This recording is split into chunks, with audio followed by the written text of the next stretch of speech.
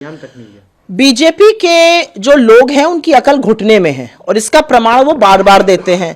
BJP के जो कुछ अधिवक्ता लोग भी हैं उनको कितनी लॉ की समझ है ये आपको टीवी चैनल्स पर जब वो जाते हैं तो पता चल जाता है, जब प्रेस कॉन्फ्रेंस करते हैं तो और अपनी कलई खोल देते हैं।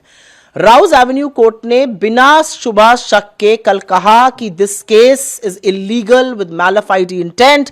ईडी के क्षेत्राधिकार से बाहर है। जब एफआईआर ही नहीं हुई है प्रेडिकेट ऑफेंस में तो केस कहां से बनता है? 12 साल से जो केस चल रहा है, शर्म आनी चाहिए कि उस केस की जब चार्जशीट दाखिल हुई तो उसकी कॉग्निसेंस लेने से कोर्ट ने मना कर दिया। ट्रायल तो बड़े दूर की बात है, 2 मिनट तक टिक नहीं पाई उसकी चार्जशीट।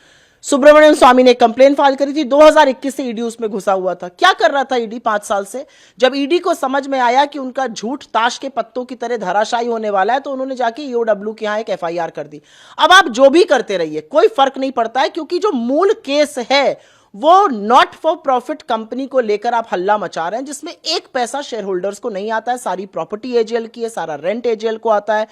यंग इंडियन उसका सिर्फ शेयर होल्डर है और राहुल गांधी, सोनिया गांधी या उसमें जो बाकी डायरेक्टर्स उनको 1 नया पैसा नहीं आता। तो मुद्दा क्या है? असली बात यह है, मुद्दा है प्रोपेगेंडा, मुद्दा है छवि खराब करने की कोशिश करना और मुद्दा है इसमें उलझाए रखना। आप बाकी लोगों को इंटिमिडेट कर सकते हैं। 55 घंटे तो आपने पूछताछ की थी ना राहुल गांधी से, क्या आपने क्या हासिल कर लिया? क्या आप क्या हासिल कर पाए?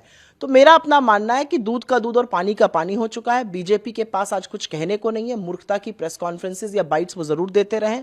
राउज एवेन्यू कोर्ट का जो जजमेंट आया है, ईडी की निकम्मापन, ईडी का मोदी जी की एजेंसी बने रहना, सब कुछ सबके सामने आ गया है और मुझे लगता है कि it's as crystal clear as it can be. मनरेगा पे आप लोग लगातार विरोध प्रदर्शन कर रहे हैं, पार्लियामेंट में देखा गया, अब तो आप सड़कों पर भी उतरने का प्रयास कर रहे हैं। हम मनरेगा पर नहीं, मनरेगा के हटाए जाने पर, महात्मा गांधी के नाम को खत्म करने पर, जो कानूनन गारंटी है काम की, उसको ध्वस्त करने के खिलाफ खड़े हैं। क्या क्या कानून लाना चाहते हैं मोदी जी? मनरेगा में 90% पैसा भारत सरकार से आता था, अब 40% राज्यों के ऊपर ठीकरा फोड़ दिया गया। पैसा खत्म, काम खत्म, अब आप बैठे रहिए, ठन ठन गोपाल बने रहिए।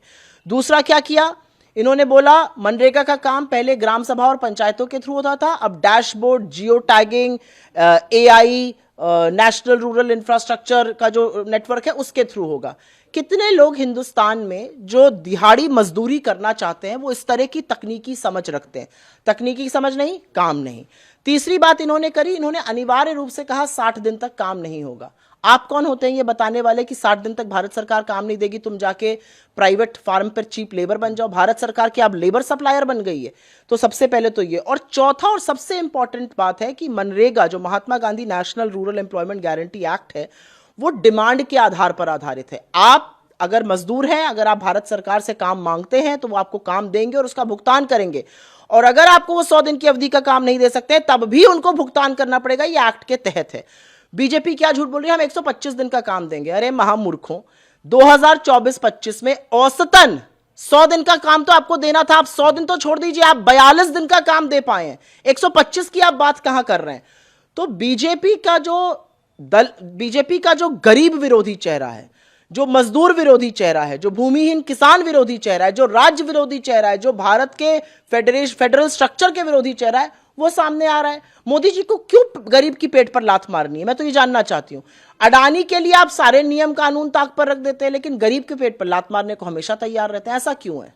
पोल्यूशन पर दिल्ली सरकार लगातार ये प्रयास कर रही है कि ना हो, लेकिन उसके बावजूद प्रदूषण बढ़ता जा रहा है। कुछ कदम उठाए जा रहे हैं, वर्क फ्रॉम होम है, जो ट्रक हैं कंस्ट्रक्शन उनको बैन किया जा रहा है। लोगों से कहा जा रहा है कि अपनी गाड़ियाँ जब भी लेकर निकले तो अपना पोल्यूशन चेक करा कर निकले। आपको लगता है इन सभी ये जो लीपापोती कर रहे हैं ना दिल्ली सरकार के लोग, ये करना बंद कर दें। जैसे ही सत्ता में आए थे 27 दिन में सब कुछ जादू की छड़ी से ठीक करने वाले थे, अब 27 महीने मांग रही हैं रेखा गुप्ता जी। एक्यूआई तो उनको पता नहीं है, एक्यूआई से टेम्परेचर नाप रही हैं। जो भारत सरकार के पर्यावरण मंत्री वो सदन में खड़े होकर कहते हैं 400 से ज्यादा कभी गया नहीं। वो जानते ही नहीं कि 800-900 के बीच में एक्यूआई चल रहा है, और 400 भी कोई आपका कीर्तिमान नहीं है। 400 जाने का मतलब है 50 नॉर्मल होता है, उससे इतना ज्यादा ऊपर है। मेरा अपना मानना है ये लीपापोती से काम नहीं चलेगा। कहीं तंदूर बंद कर दिए जा रहे हैं, कहीं पर 5वीं क्लास तक बच्चों, ये कोई तरीका है आपको पोल्यूशन कंट्रोल करने का? क्या आपने पोल्यूशन की समस्या को भयावह समस्या माना है? आप पोल्यूशन पर एक चर्चा तो करना नहीं चाहते हैं। मोदी जी हाथ झाड़ के झोला उठा के चले गए, बढ़िया इथियोपिया जॉर्डन घूम रहे हैं, 20-30 एक्यूआई है, बढ़िया साफ हवा ले रहे हैं। जब पहले था तो भूटान चले गए थे, नीले आसमान के तले बढ़िया मौज कर रहे हैं। दिल्ली की जनता, भारत की जनता फेफड़ों के बीमारी से, आंखों में पानी आने से, खांसी से, बीमारी से मरे, उससे उन लोगों को क्या फर्क पड़ रहा है? कोई फर्क नहीं पड़ रहा है। मैम विदेश